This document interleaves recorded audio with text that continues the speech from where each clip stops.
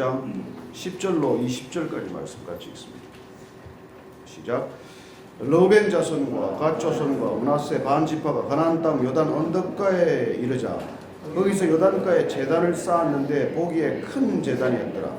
이스라엘 자손이 들은즉 이르기를 르우벤 자손과 갓 자손과 므낫세 반 지파가 가나안 땅의 맨 앞쪽 요단 언덕가 이스라엘 자손에게 속한 쪽에 제단을 쌓았다 하는지라.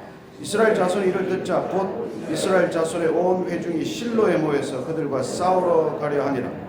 이스라엘 자손이 제사장 엘르아살의 아들 비나스를 길르앗 땅으로 보내어 르우벤 자손과 갓 자손과 므낫세 반 지파를 보게 하되 이스라엘 각 지파에서 한 지도자씩 10 지도자들을 그와 함께하게 하니 그들은 각기 그들의 조상들의 가문의 수령으로서 이스라엘 중에서 천부장들이라. 그들이 길르앗 땅에 이르러 르우벤 자손과 갓 자손과 므낫세 반 지파에게 나아가서 그들에게 말하여 이르되 여호와의 온 회중이 말하기를 너희가 어찌하여 이스라엘 하나님께 범죄하여 오늘 여호와를 따르는 데서 돌아서서 너희를 위하여 제단을 쌓아 너희가 오늘 여호와께 거역하고자 하느냐. 오래 죄악으로 말미암아 여호와의 회중에 재앙이 내렸으나 오늘까지 우리가 그 죄악에 의해서 정결함을 받지 못하였거늘 그 죄악이 우리에게서 부족하여서 오늘 너희가 돌이켜 여호와를 따르지 아니하려고 하느냐. 너희가 오늘 여호와를 배역하면 내일은 그가 이스라엘 온 회중에게 진노하시리라. 그런데 너희의 소유지가 만일 깨끗하지 아니하거든 여호와의 성막이 있는 여호와의 소유지로 건너와 우리 중에서 소유지를 나누어 가질 것이니라. 오직 우리 하나님 여호와의 제단 외에 다른 제단을 쌓음으로 여호와를 거역하지 말며 우리에게도 거역하지 말라. 세라의 아들 아갈이 온전히 바친 물건에 대하여 범죄함으로 이스라엘 온 회중에 진노가 임하지 아니하였느냐. 그의 죄악으로 말미암아 멸망한 자가 그 한 사람만이 아니었느니라 하니라. 아멘.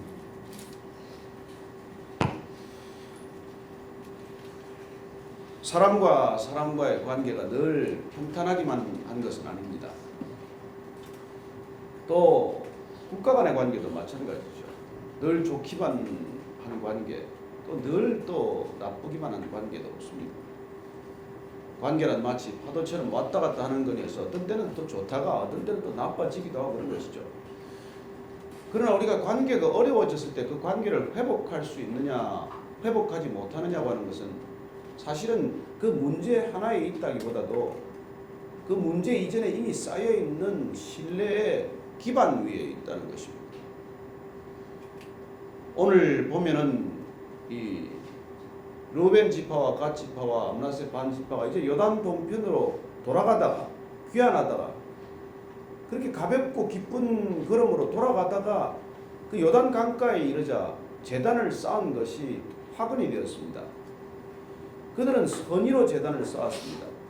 이 제단을 보고 우리가 먼 훗날 요단 동편과 요단 서편으로 이스라엘 백성들이 나뉘어졌지만은 그러나 한 뿌리임을 기억하고 한 하나님을 우리가 예배하는 그런 동일한 민족임을 기억하자고 하는 좋은 뜻에서 제단을 쌓은 거예요. 그러나 제단을 쌓았다는 그 사실만이 전해졌을 때 어떻게 해서 나머지 지파들이 볼 때는 저들은 자기들끼리 이렇게 제단을 쌓을 수가 있느냐? 그럼 우리와 척을 지겠다는 것이냐? 그들만의 우상을 섬기겠다는 것이냐? 이런 오해를 낳게 된 것이죠.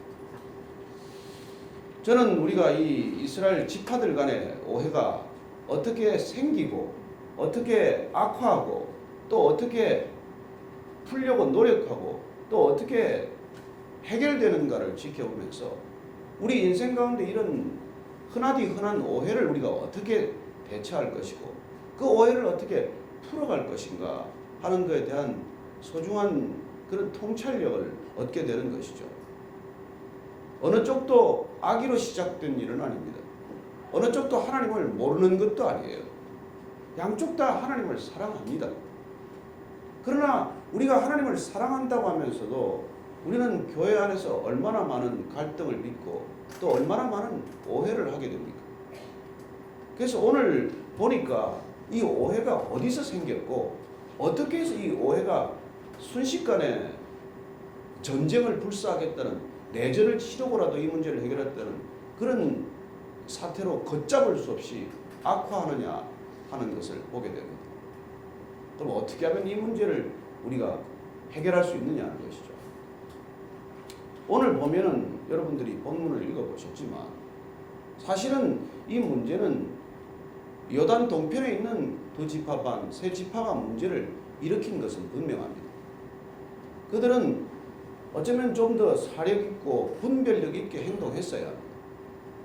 왜냐하면 제단을 쌓는 문제는 이스라엘 전체에 관한 문제고 하나님의 백성으로서의 정체성에 관한 문제고 또 이미 이스라엘 백성들이 함께 예배드려야 할 장소 제단은 이미 실로에 있기 때문에 그 실로에 있는 이스라엘 민족 전체가 모여서 예배드릴 수 있고 제사할 수 있는 곳이 있음에도 불구하고 그런 예배 처소를 다시 결정한다는 것, 제단을 다시 쌓는다는 것은 이건 보통 문제가 아니에요.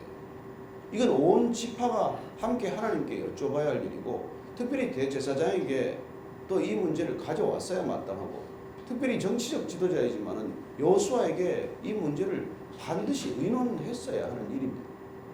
그럼에도 불구하고 그들은 선이라는 이유로 또 자기들이 생각하는 선의의 논리로 이 일들을 거침없이 진행하는 것을 보게 됩니다. 단도 적게 쌓은 게 아니에요. 크게 쌓았어요. 어쩌면 실로에 있는 것보다 더 크게 쌓았을지도 몰라요. 이제 이런 일들이 오해를 빚게 된 것이죠. 자, 첫째, 오해는 무엇으로 시작이 되었습니까? 열심으로 시작이 되었어요. 게으른 사람들은 오해 빚지도 않습니다. 단 쌓는 게 귀찮다. 그럼 뭐하러 쌓나? 그런 사람들이 더 압도적인 의견이었다면 하지 않았겠죠. 그러나 단을 쌓는 것은 좋은 일이다. 이것은 하나님을 섬기는 일이다. 그리고 하나님을 우리가 함께 섬기는데 필요한 일이다. 그런 논리로 내부적인 의견은 수렴이 되었을지 모르겠지만 그러나 다수인 요단 서편에 있는 이스라엘 동족들에게는 이 문제가 의논되지 않았다는 것입니다. 첫 번째는 자기 열심이 화근이고 두 번째는 설명하지 않은 것이 화근이에요. 동의를 구하지 않은 것이 화근입니다. 그렇게 설명을 했더라면 뭐 이해가 될 수도 있고 또 안 지을 수도 있는 일이지만 이런 이미 다 진행이 되어버렸어요.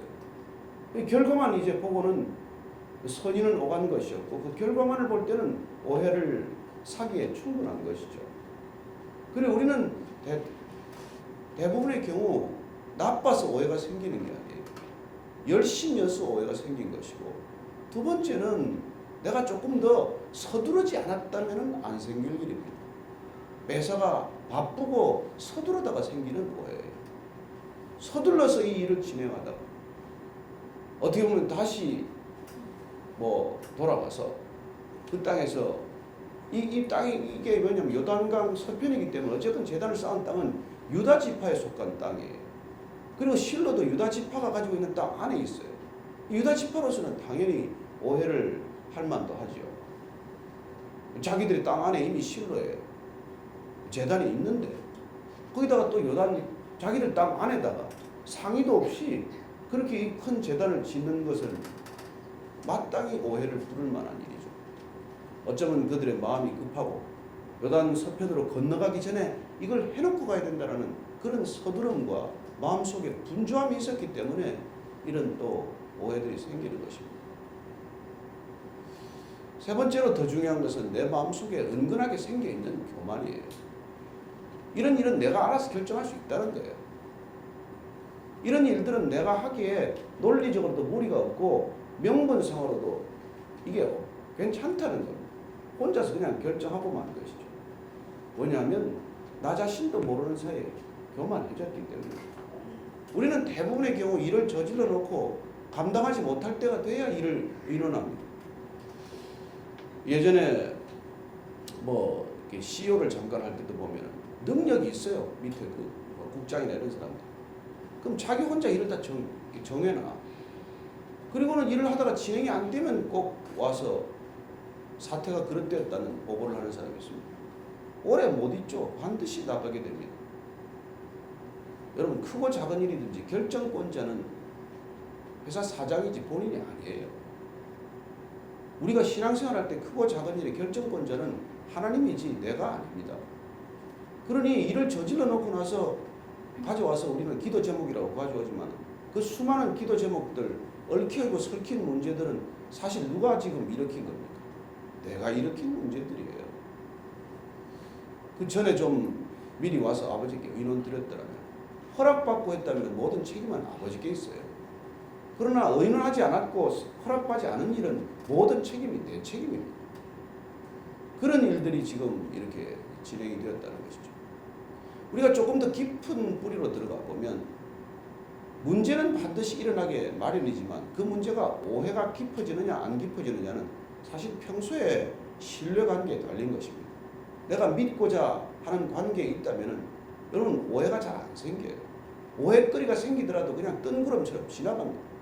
오해거리가 생기더라도 그냥 귀에 한 귀로 듣고 한 귀로 흘러가 버려요.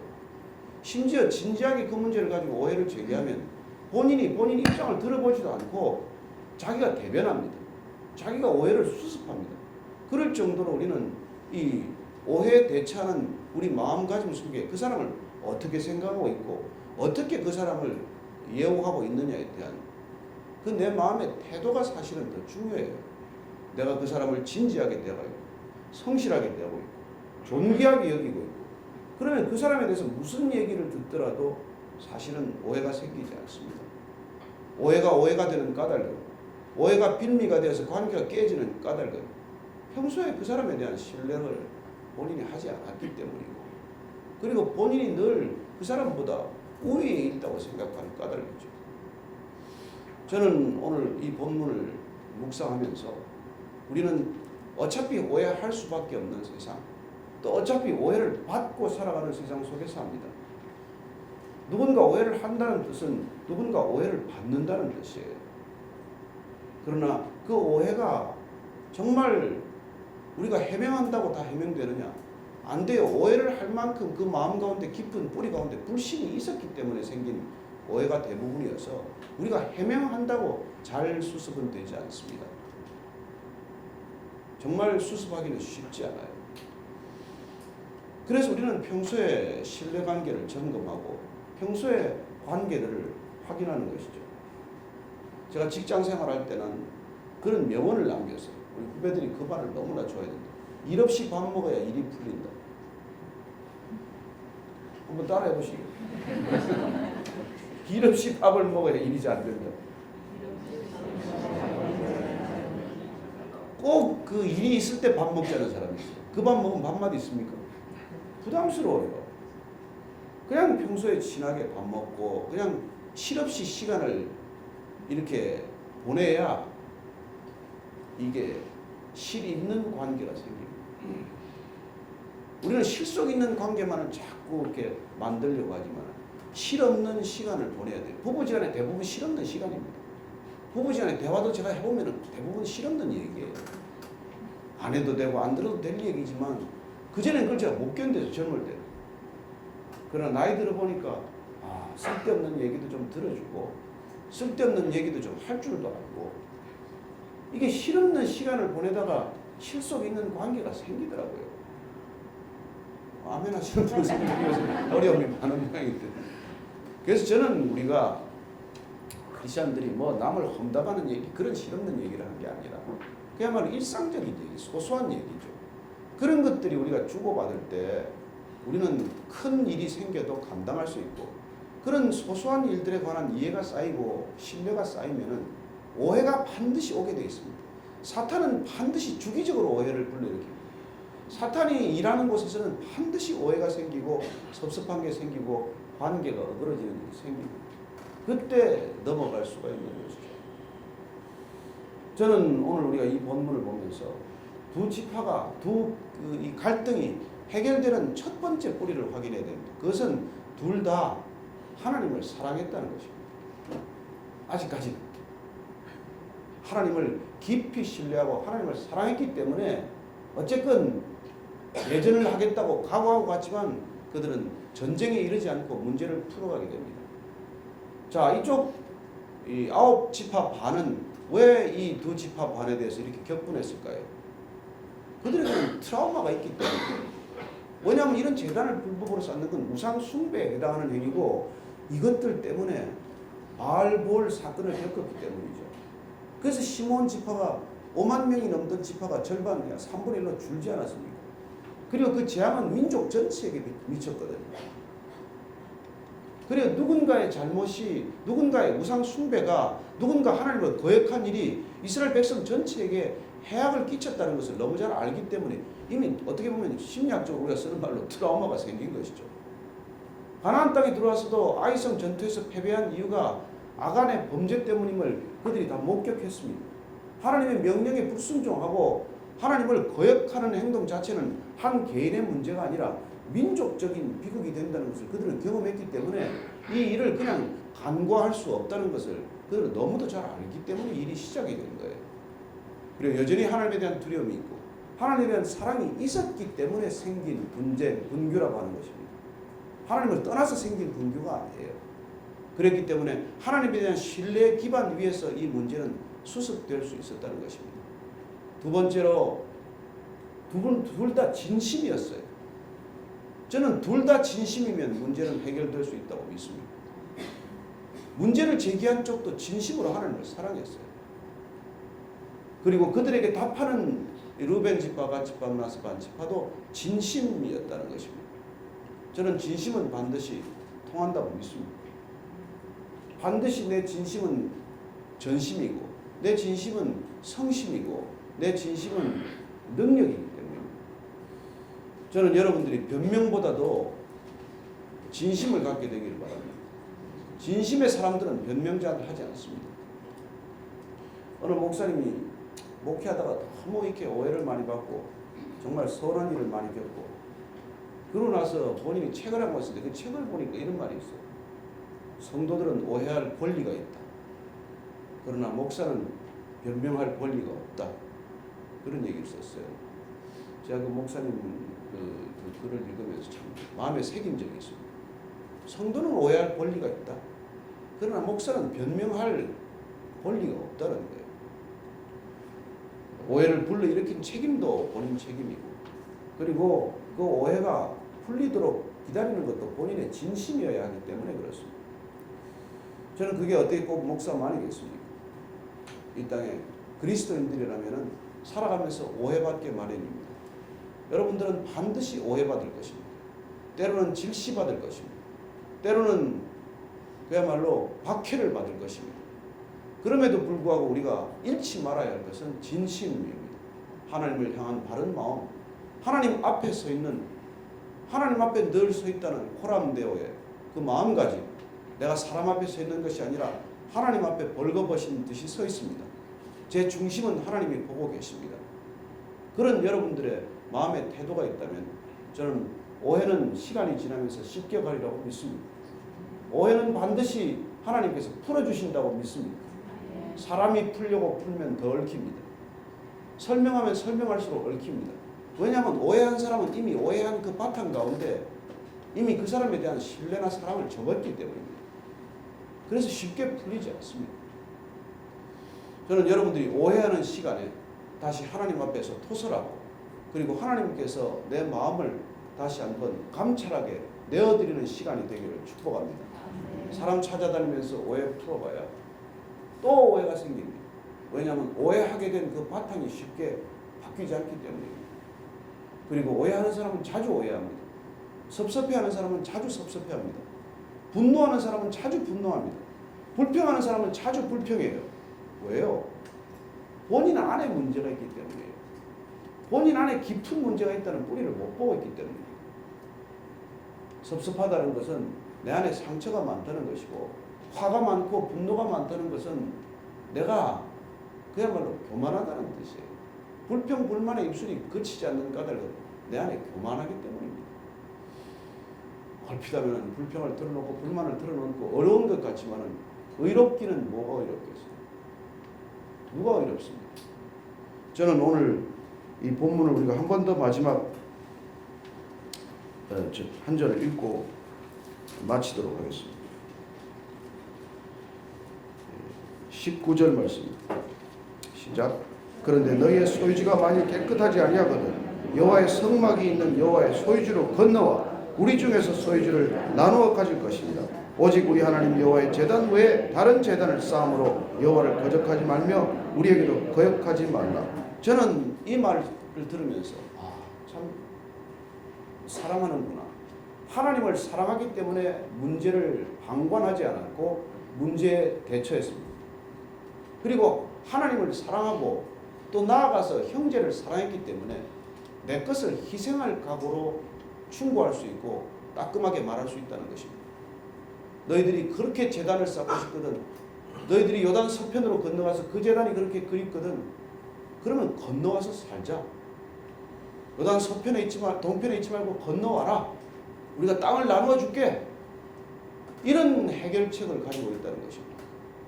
이 문제는 하나님을 사랑했기 때문에 생긴 것이고, 이 문제는 하나님을 사랑할 뿐 아니라 형제를 사랑했기 때문에 해결될 수 있는 문제입니다. 너희들이 그렇게 제단이 그립거든 여기 와서 실로의 제단을 같이 섬기자. 땅이 없거든 나누자. 그래 우리는 언제 충고할 수 있습니까? 언제 싫은 소리 할 수 있습니까? 언제 따끔한 얘기 할 수 있습니까? 내가 손해볼 각오가 되어 있어야 돼요. 내가 희생할 각오가 되어 있어야 합니다. 내가 내 것을 뚝 잘라줄 각오가 되어 있어야 돼요. 내가 내 한 팔을 자르든 목숨을 내어주든 그럴 때 우리는 담대하게 진심으로 그리고 간절하게 충고할 수 있는 것입니다. 저는 여러분들이 하나님을 사랑하고 형제 자매를 사랑하기 때문에 때로는 충고도 해줄 수 있기를 바라고 문제를 제기할 수 있게 되기를 바랍니다. 그냥 덮어두고 그냥 모르는 듯이 지나가 버립니다. 그렇게 해서 걷잡을 수 없이 문제가 악화하고 실타래가 얽혀서 풀 수 없는 지경에 이르지 않도록 그렇게 되는 저와 여러분이 되기를 바랍니다. 오늘 아침에 우리가 기도할 때는 아직 실타래처럼 얽혀있는 게 있다면 주님 풀어주십시오. 내가 정말 진심으로 한번 충고하고 싶지만 말을 못하는 까닭이 있다면 하나님께 여쭤보고 둘이서 조용히 만나서 이 얘기를 해드려야 되지 않겠습니까? 하나님께 오늘 상의하고 인원드리는 아침이 되기를 축복합니다. 같이 한번 우리 마음에 걸리는 분들을 놓고 우리 마음에 여전히 불편한 사람이 있다면 그 사람 놓고 한번 기도하는 아침이 되기를 바랍니다. 같이 기도하십시다. 하나님 아버지, 제 마음 가운데 여전히 불편한 사람이 있습니다. 여전히 풀리지 않는 사람이 있습니다. 하나님, 제 안에 어떤 문제가 있다면 밝히 드러나게 하시고 그분에게 어떤 문제가 있다면 주님 용납할 수 있게 하여 주옵소서. 그 사람은 변명할 권리가 있고 오해할 권리가 있습니다. 그러나 저는 없습니다. 하나님 아버지, 주님께서 모든 문제를 풀어주시겠다고 약속하셨사오니 내 입으로 풀지 않게 하시고 하나님께서 선하게 풀어주시기를 간절히 원합니다. 하나님, 얽히고 설킨 세상을 살아갑니다. 오해가 또 다른 오해를 불러일으키고 내가 설명하고 해명해야 또 다른 오해를 불러일으키는 관계를 살아갑니다. 하나님, 하나님께서 선한 판단자로 재판관으로 임하셔서 내 입술로 재판하지 않게 하시고 내 입술로 판단하지 않게 하시고 내 잣대로 남을 비판하지 않게 하여 주옵소서. 주님이 문제를 풀어주시고 선한 간섭하여 주옵소서. 하나님 아버지, 변명하지 않게 하시고 오해를 풀겠다는 내 입장보다는 하나님께서 간섭하시기를 간절히 원하는 우리 마음의 중심을 받아주시고 그리고 하나님께서 선악간에 판단하여 주옵소서. 제가 선악을 판단하지 않겠습니다. 선악을 판단하는 자리에 앉지 않겠습니다. 주님 판단하시고 주님 해결하여 주옵소서. 이제는 십자가에서 아무것도 판단하지 않고 전부를 내어주신 우리 구주 예수 그리스도의 은혜와 아버지의 무한하신 사랑과 성령의 판단하심, 인도하심, 오늘 말씀을 따라 충고할 때 내 것을 떼어줄 각오로, 내 것을 희생할 각오로 담대히 충고하기로 결정한 이전에 고개 숙인 믿음의 사람, 담대한 하나님의 사람들 위해 지금부터 영원까지 함께 하시기를 간절히 축원하옵나이다. 아멘.